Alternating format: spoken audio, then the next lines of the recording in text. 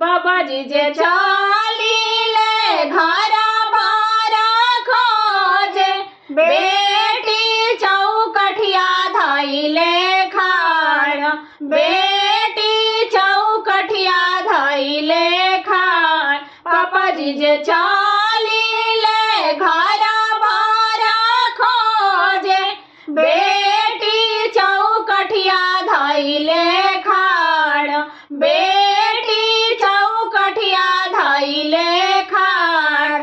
हमारा जुगुते बाबाजी बरा रौरा खोजब, पंच जुगुते बरिया। हमारा जुगुते पापाजी बरा रौरा खोजब, पंच जुगुते बरिया। अपना जुगुते पापाजी समाध खोजब, हंसे नाना गरिया के लोग।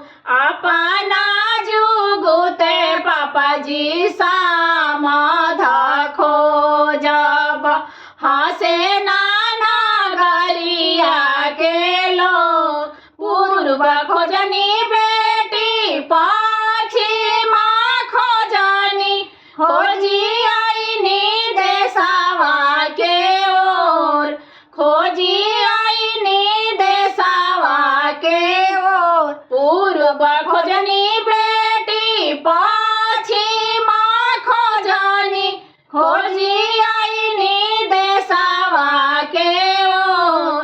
तोहरा जुगुते बेटी बरा नाही मिलेला, पंच जुगुते बरिया, पंच जुगुते बरिया।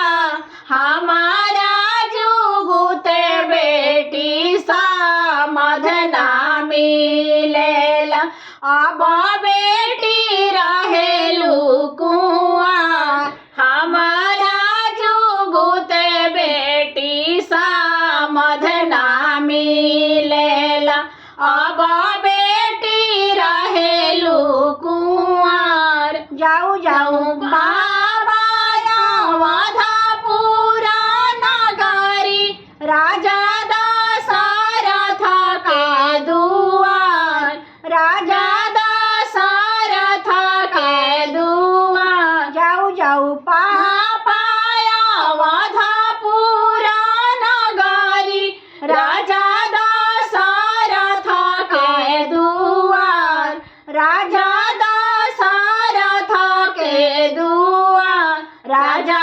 दशरथ जी के चार गो लालनवा, चारों भैया बाड़े कुंवार, चारों भैया बाड़े कुंवार। चारों भैया में सांवर बर सुंदर, उन्हीं के तिलक चढ़ाऊ।